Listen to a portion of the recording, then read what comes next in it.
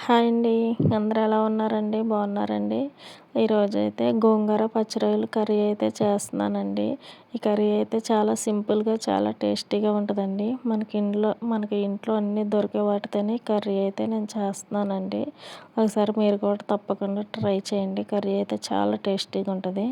First అయితే దీనికోసం 1 kilo రొయ్యలు తీసుకున్నాను. 3 కట్టల గోంగూర అయితే తీసుకున్నానండి. ఫస్ట్ రొయ్యలైతే పొట్టు తీసేసుకొని వాటిపైన వెయిన్స్ ఉంటాయి కదండీ! అవి కూడా తీసేసుకొని శుభ్రంగా నిమ్మకాయ రసము, పసుపు, ఉప్పు వేసి బాగా నీట్‌గా కడుక్కోవాలి.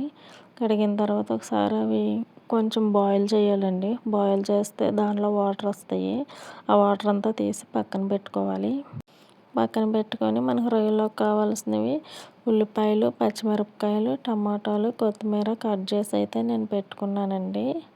ఇవి కట్ చేసుకున్న తర్వాత బాండీ అయితే పెట్టుకొని కొంచెం హీట్ ఎక్కాక ఆయిల్ పోసుకొని పచ్చిమిరపకాయలు, ఉల్లిపాయలు, టమాటాస్ వేసుకొని కొంచెం మగ్గనివ్వాలి. బ్రౌన్ కలర్ వచ్చే వరకు. మగ్గిన తర్వాత మనం బాయిల్ చేసుకున్న ఫ్రాన్స్ ఉన్నాయి కదండీ! అవి కూడా వేసుకోవాలి. వేసుకొని ఒక 5 నిమిషాలు ఫ్రై అయిన తర్వాత దాంట్లో అల్లం వెల్లుల్లి పేస్ట్ వేసుకోవాలి. అల్లం వెల్లుల్లి పేస్ట్ ఫ్రాన్స్‌కి బాగా పట్టేదాకా కలుపుకోవాలి. పట్టేదాకా కలుపుకొని ఒక 5 నిమిషాలు పక్కన పెట్టుకోవాలండి. దానిలోకి కావాల్సిన సాల్టు, కారం వేసి ఒక 5 నిమిషాల నుంచి కొంచెం వాటర్ పోసుకోవాలి.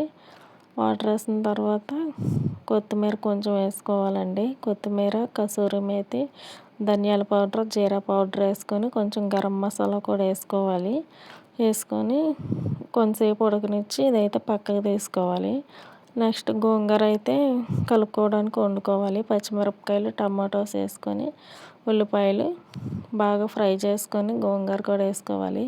గోంగూర కూడా బాగా మగ్గిన తర్వాత ఇది మెత్తగా మెదుపుకొని మనం ఫస్ట్ ఫ్రాన్స్ కర్రీ వండుకున్నాం కదండీ! అవి దీంట్లో వేసి ఒక 5 నిమిషాలు సిమ్‌లో స్టవ్ మీద పెట్టుకున్నాక ఇదిగోండి గోంగూర పచ్చిరొయ్యల కర్రీ అయితే టేస్టీగా సూపర్‌గా ఉందండి. మీరు కూడా ఒకసారి ట్రై చేయండి. వీడియో నచ్చితే లైక్ చేయండి. ఛానల్ అయితే సబ్స్క్రైబ్ చేయండి.